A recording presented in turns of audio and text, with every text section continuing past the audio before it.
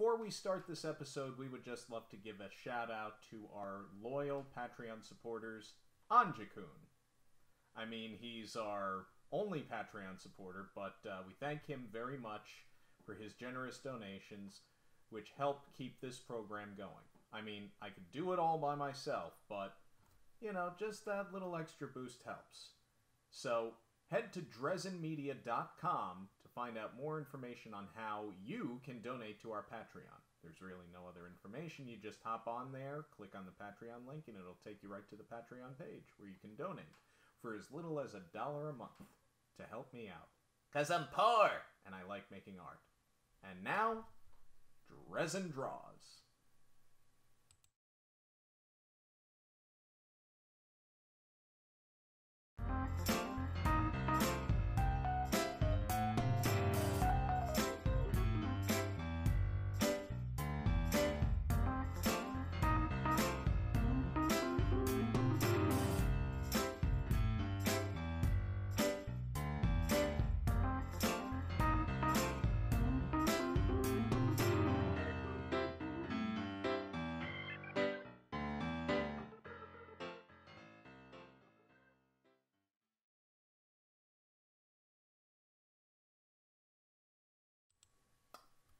Welcome to another exciting episode of Drezen Draws. Our 19th episode.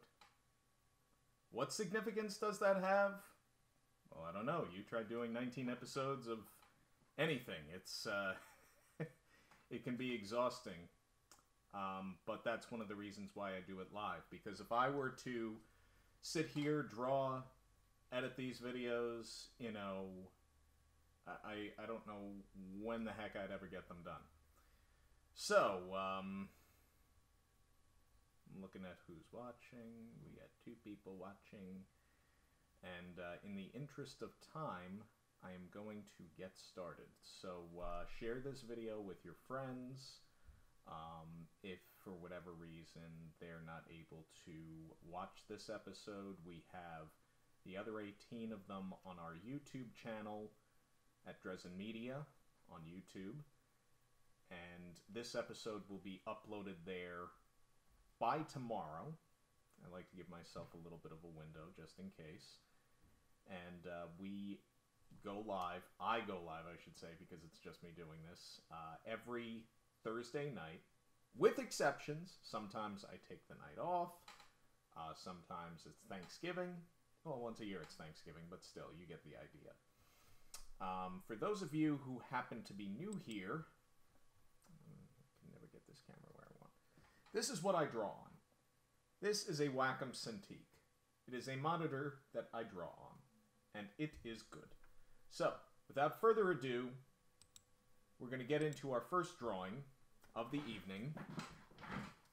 And each week, I better go back to the front camera for a second.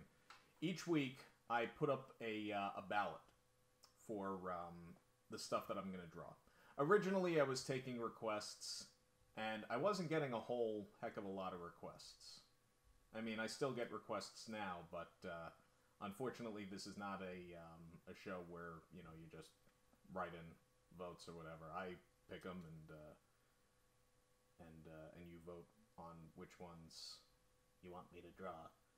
Because otherwise, that would be commissions, and I need to make money on commissions. So, sorry, there's not going to be any more Viewer's Choice episodes. I do apologize for the inconvenience. So, without further ado, let's... I was going to make a really stupid pencil joke, but let's let's leave that one alone. So, our first candidate is Gabby Goat from the Looney Tunes theatrical series. I am told that he recently made a comeback in the new Looney Tunes after an 80-year absence. Gabby appeared in 3 cartoons released in 1937 opposite Porky Pig. One of them was remade in 1944. His voice was originally provided by Looney Tunes storyman Cal Howard,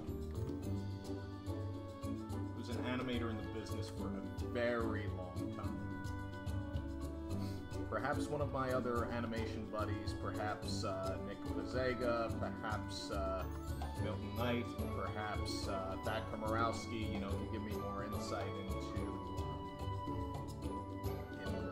the career of Mr. Howard.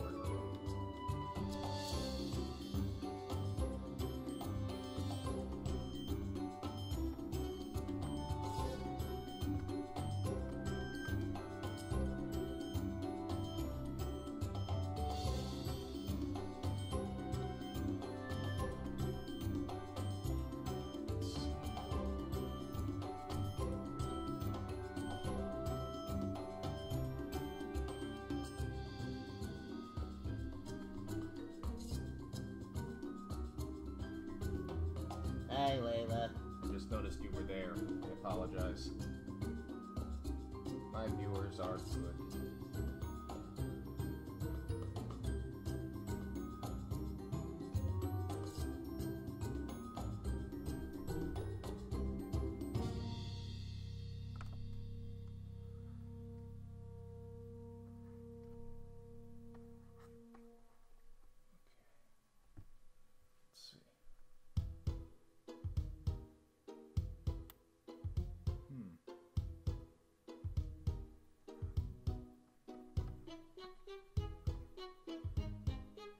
In this reference that I'm using for Gabby, which I think was taken from an old model sheet that was colored in by somebody else,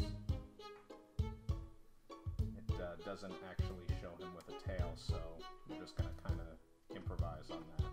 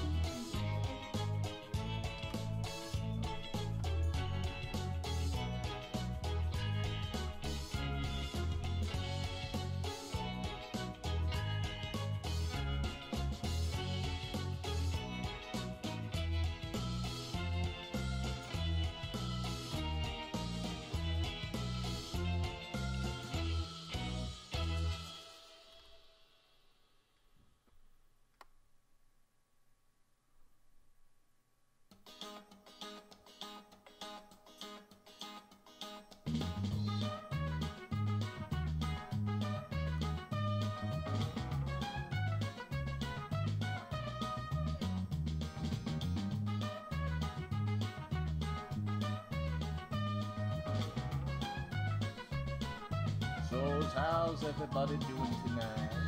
Hope everybody is good and not wet because it's raining outside. That is, if you live in New York, like I do. And I love New York. I wouldn't live anywhere else in the world, I don't think.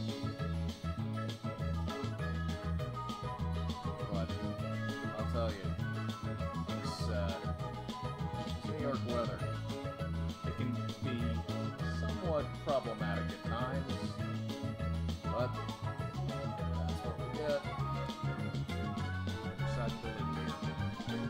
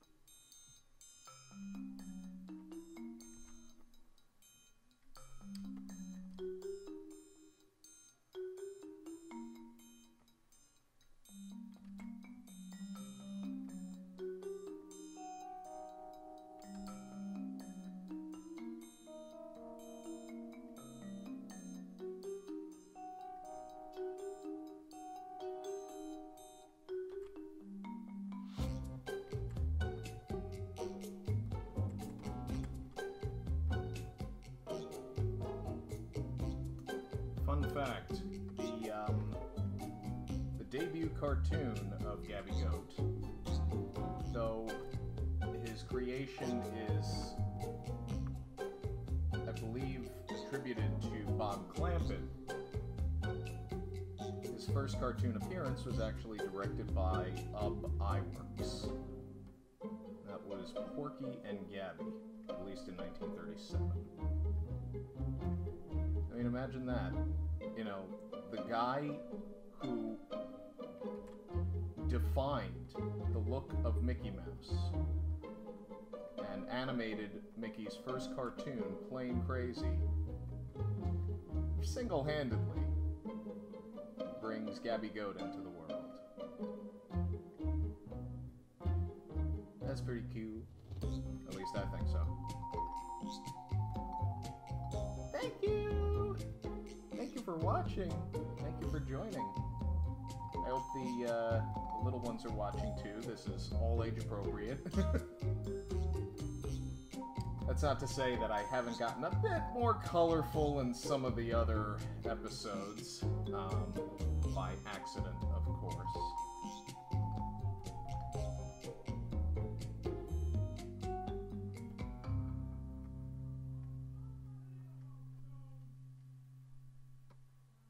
Pardon the background noise. Now you know why I have music.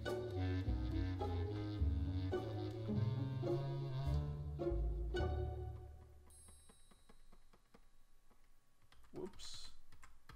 I'm trying to use a similar shading that I see on this reference.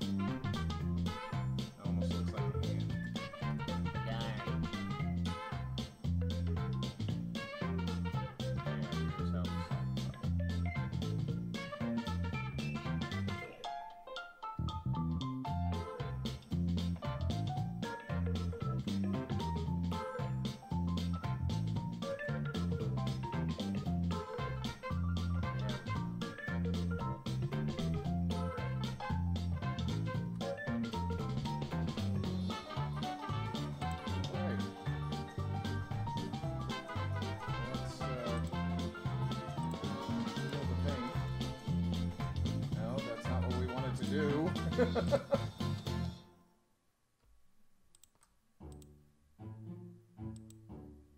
we go.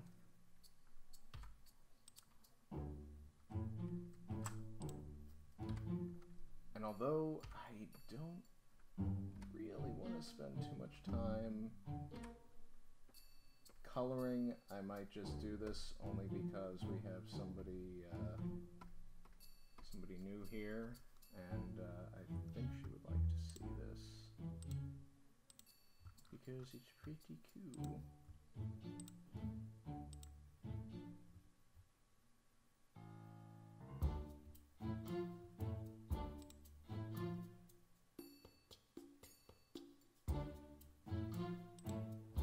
I don't use iOS,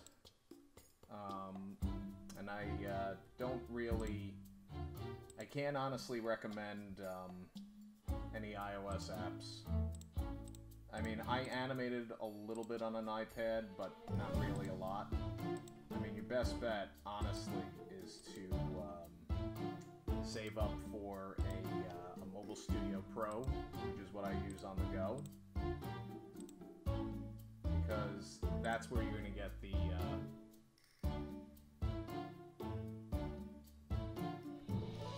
let me bring the microphone a little bit closer.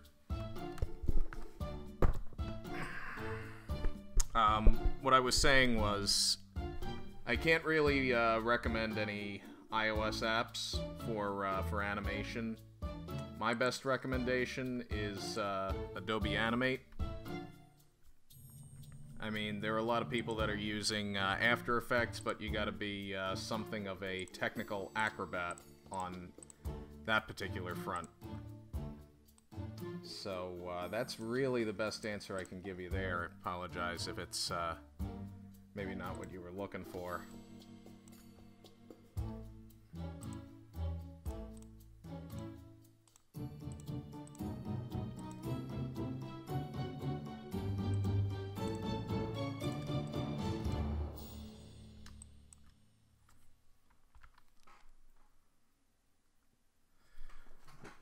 I was familiar with iOS, but honestly, I found it very restricting. Very restricting. You know, at the end of the day, you just need to work on an operating system that's, you know, a lot more flexible. You can have more than one app open at a time and be able to interact with other apps simultaneously, but yeah, absolutely. Thank you, Layla. Yeah, good. And smooth out some parts a little bit. Find the stuff that I missed. Because it happens. I make mistakes. But like anything else art related, making mistakes is how you learn. There's no use crying over spilt milk, just paint over it. So.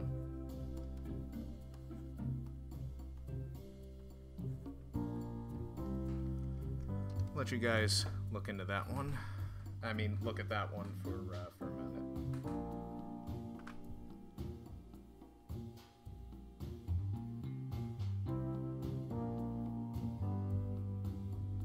Okay, let's jump into our next drawing of the evening.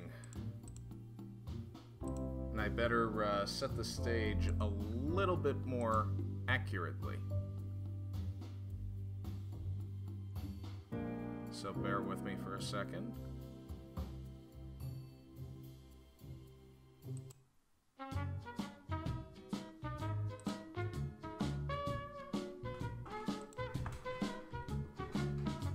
Our next character of the evening was first introduced in Walt Disney's animated classic, The Three Caballeros, released in 1945.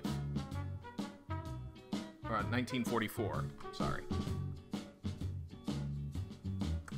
me see something. just have to make sure the pressure sensitivity is working. So let's see. When drawing Disney characters, it's all about circles. Like, I mean, if you miss one single circle, then, you know, you might as well just kind of, sort of, start over. And sometimes there's no shame in starting over. I do it frequently.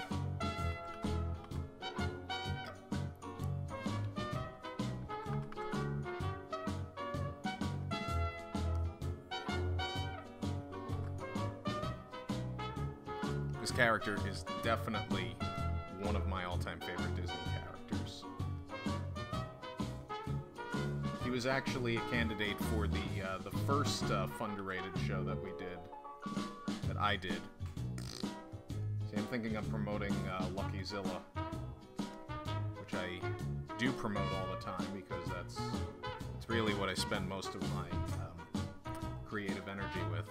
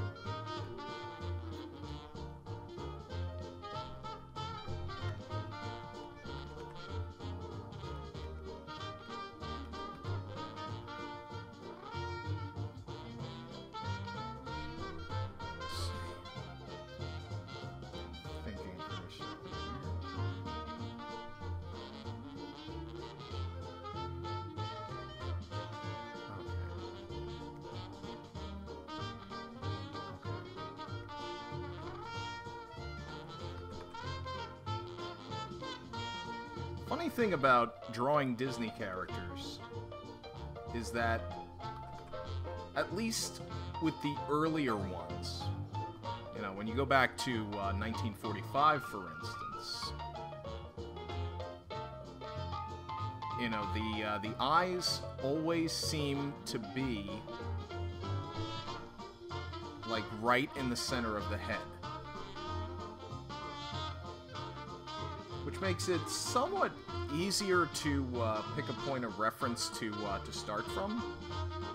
But also at the same time, it makes it that much more of a challenge to hit just that right mark. And you might even find yourself over-measuring and under-measuring. It's like drawing Superman or any other humanoid character. After a while, it gets a little monotonous, and then you're just like, do the stupid drawing, you know?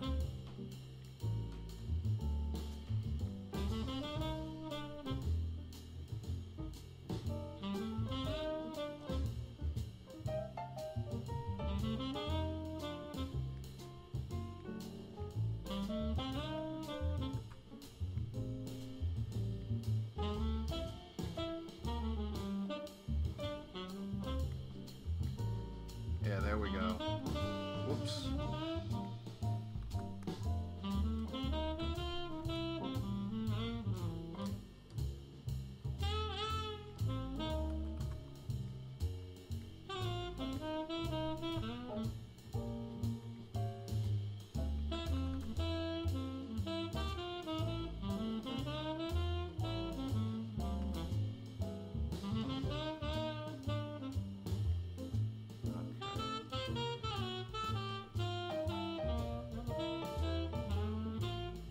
feathers on his head aren't hot dogs. I've seen a lot of Panchito fan art where the feathers on his head are just, you know, they look like hot dogs. So I'm trying to avoid that, as you can see here. And his hat. Oh, his hat.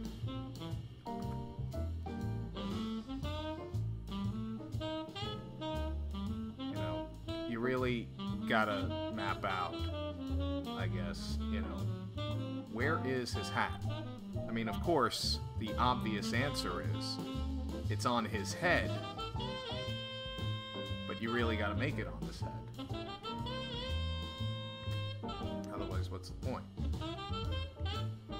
Otherwise, have it off.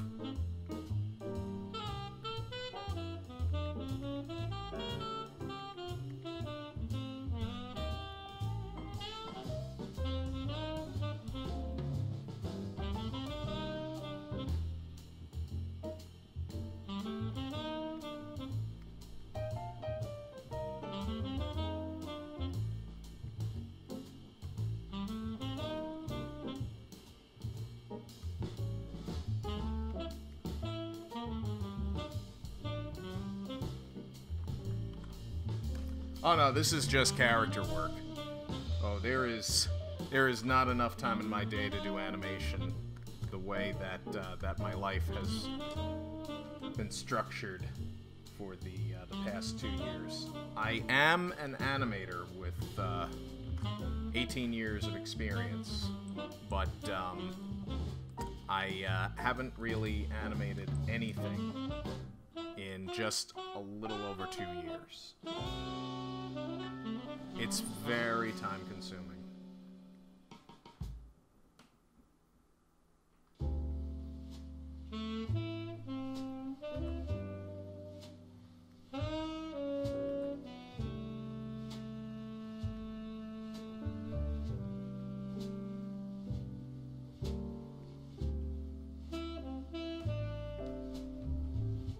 Oh, I think I got a pretty good handle on him.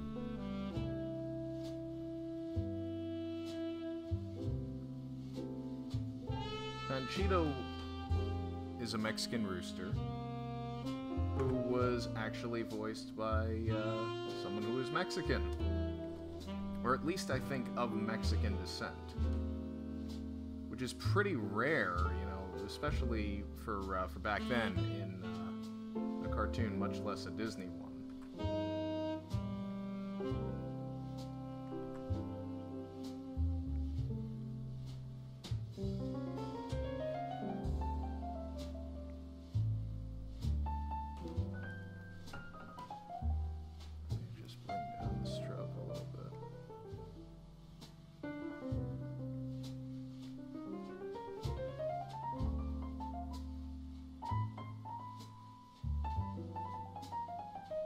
Go.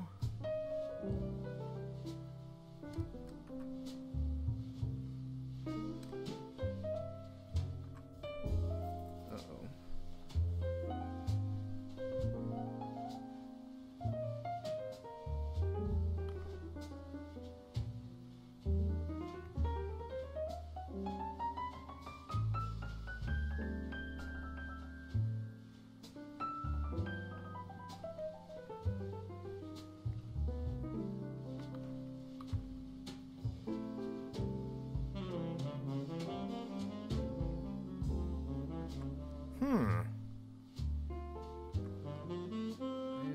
I've created a little bit of a problem. Let me figure this out.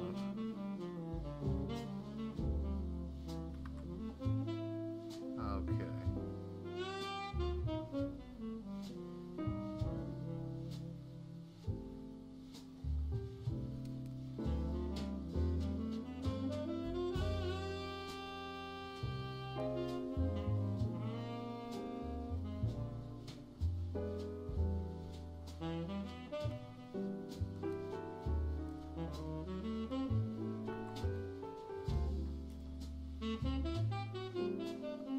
I'm so glad. I'm so glad she's enjoying this. Has she ever seen the Three Caballeros? not, I highly recommend it. It's a lot of fun. It's a great Disney movie.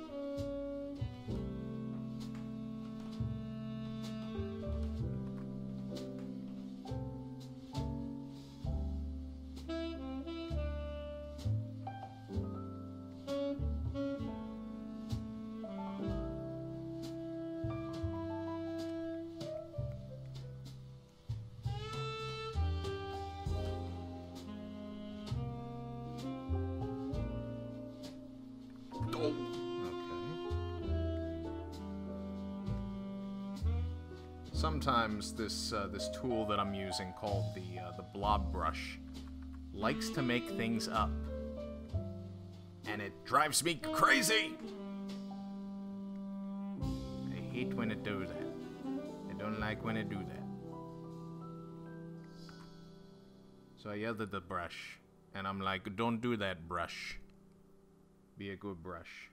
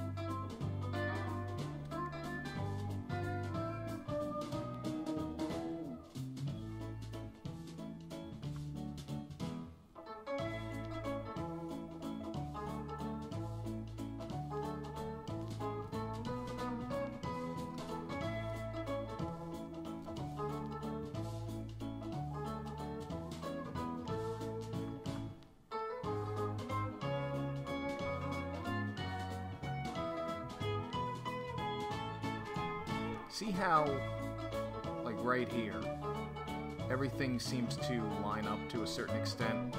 You see that a lot in Disney characters. A lot. Don't believe me? Look at the shorts from the 40s. It's all there.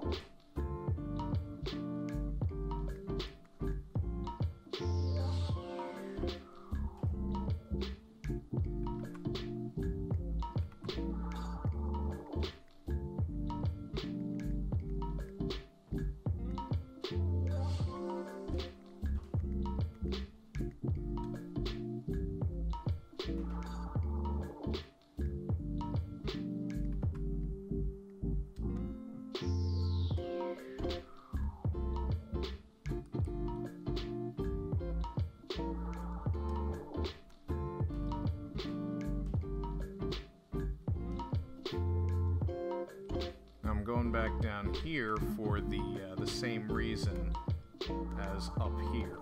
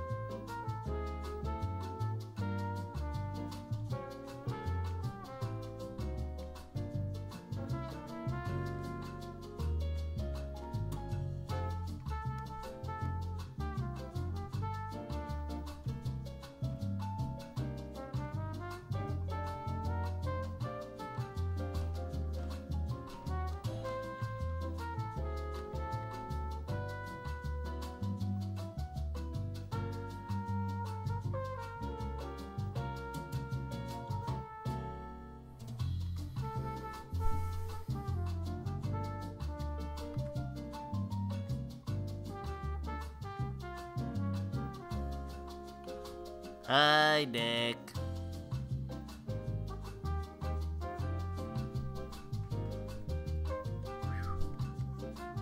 Panchito Pistoles.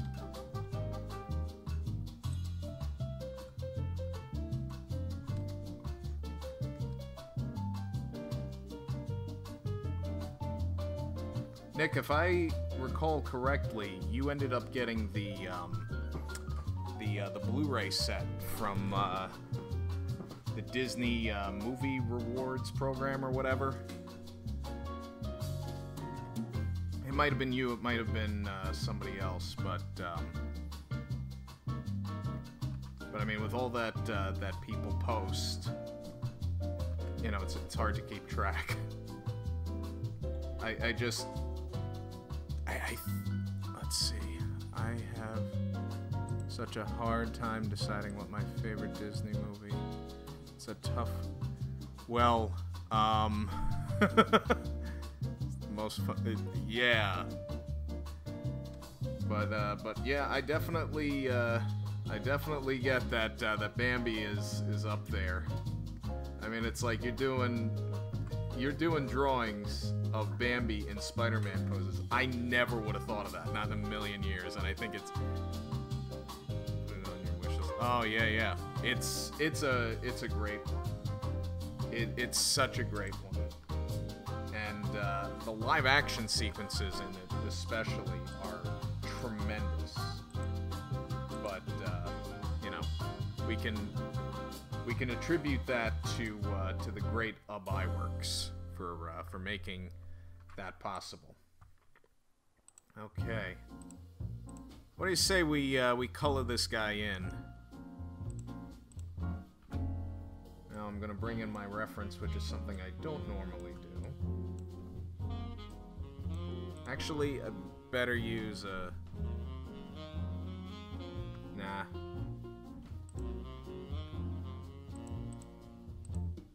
A three-dimensional reference for a flat character doesn't always work. I'll be here for centuries picking out the right colors.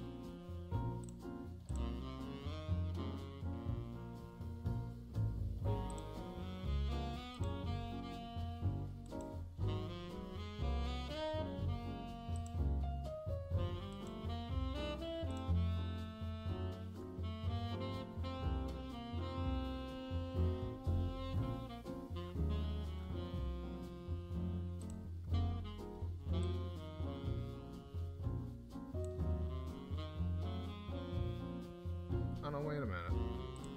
That's theoretically the same color. Somebody see what Christian Baez is up to. I love breaking his chops about color. This is when he was working with me on one of the cross-country Lucky strips. He was going on about certain colors or whatever, and I'd color something one way. We did a crossover with his characters and mine, and it was a lot of fun. Although at a certain point, I was just like, Christian, will you just pick a stupid color? He was great to work with,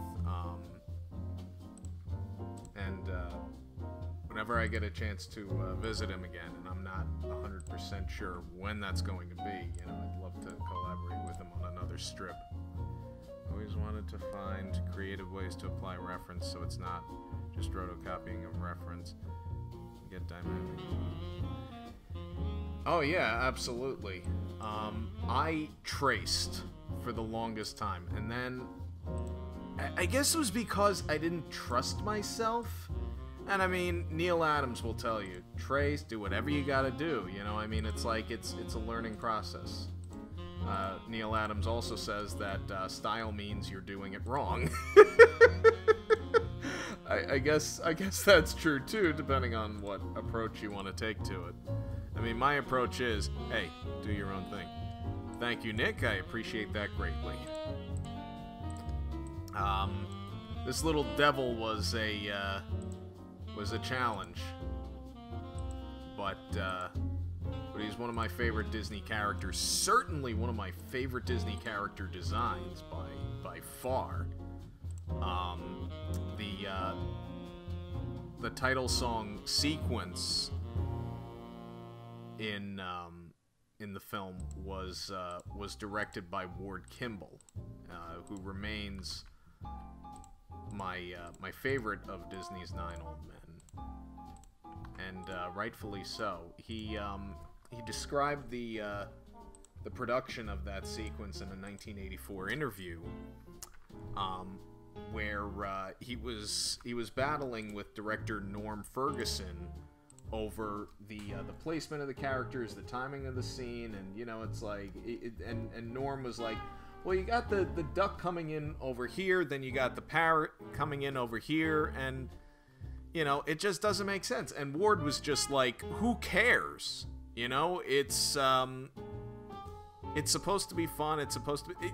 He talks more about it. If you can still find it, if YouTube hasn't ripped it off for whatever reason, you know, go and check it out after this video. So, this is Panchito Pistoles. This is one of those rare instances where we had a tie in the voting. And I don't normally do this, although I say I haven't normally done this, but, you know, I'm probably gonna do it again.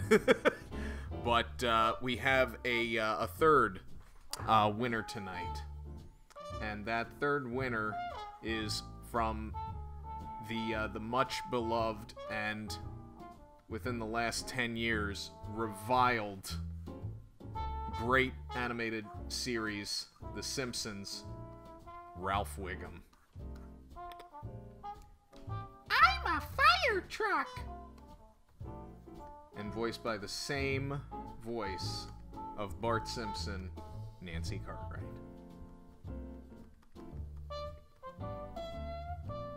And I was really nervous about drawing this one. Yeah, it's from the Disney Family album. That series. Which I think was a great idea on Disney's part.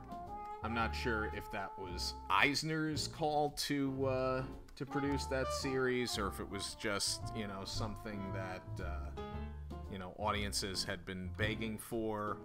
I don't know. It was just some good self-promotion for these people who worked on the films that we love. Who knows? Maybe even Moulton was involved. You know, it's like when you look at Leonard Moulton's credits, and, you know, even the stuff that he wasn't credited for, and the same goes with Jerry Beck. Like, I mean, my Mickey Mouse, the black and white years Laserdisc set had liner notes in it that Jerry had written, but unfortunately wasn't credited for, which is kind of BS. But I guess that's Disney at that time.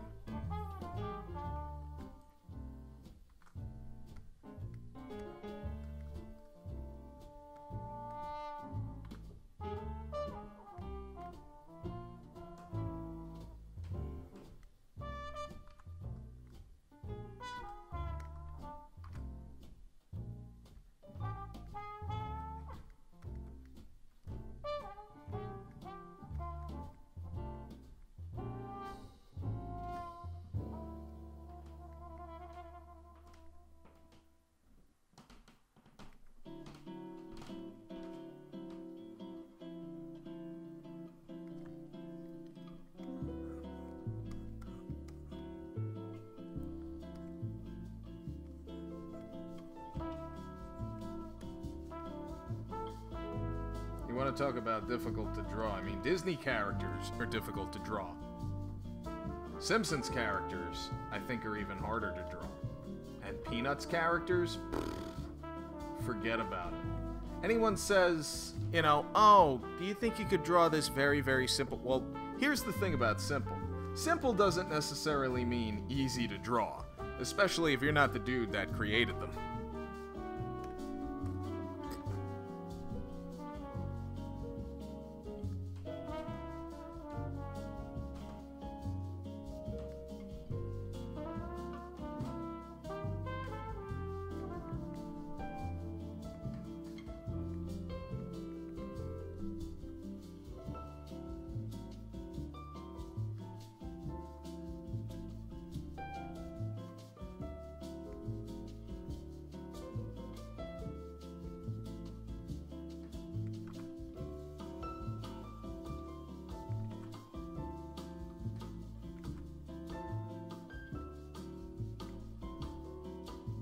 anyone wants to get a hold of Chance Raspberry, he and I are Facebook friends.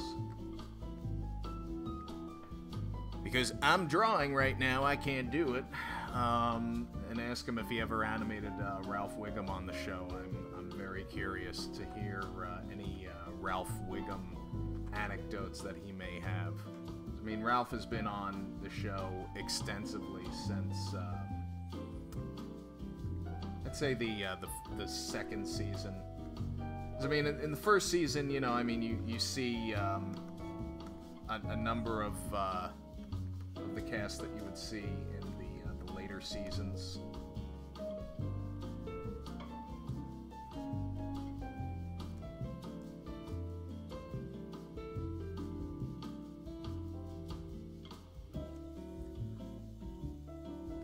Yeah. Oh, I get that. I've never drawn Bambi. Eventually I might. But we'll see what happens. God, this is a really, really, really rough Ralph Wiggum. I want to get him more centered. Otherwise this will drive me nuts when I start inking. It's an inker's thing. And it's like, it's a good thing that my mother is not here right now watching me do this. She'd probably be like, oh, just leave it alone. I'm like, yeah, I could, but it wouldn't be quite the character.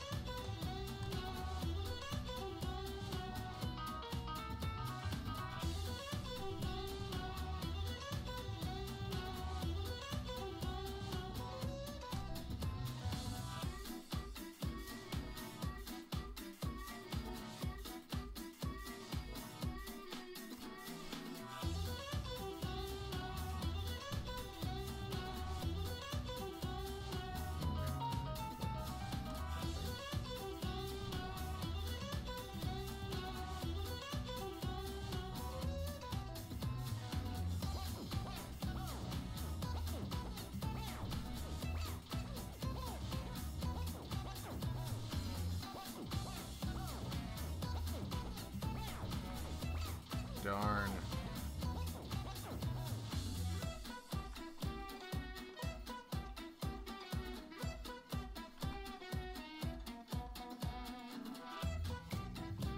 I bent my Wookie.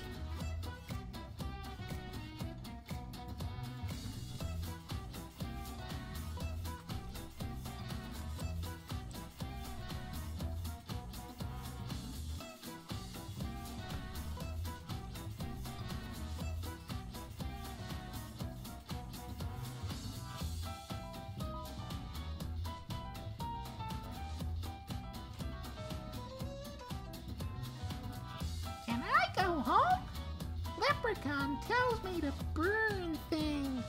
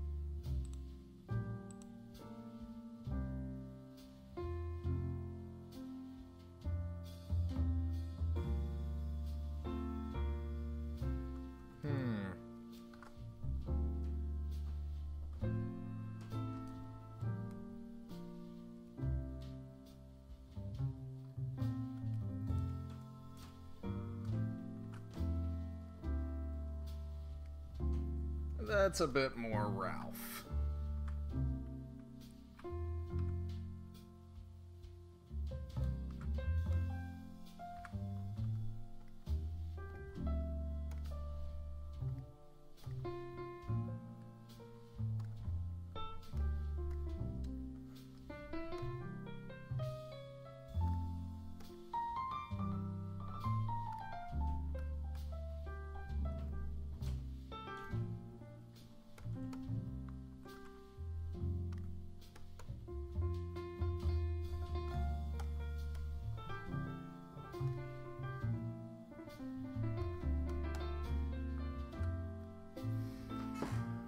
Oh boy, I honestly thought this was going to be a much longer episode than this has turned out to be. But you know what they say, time flies when you're having fun.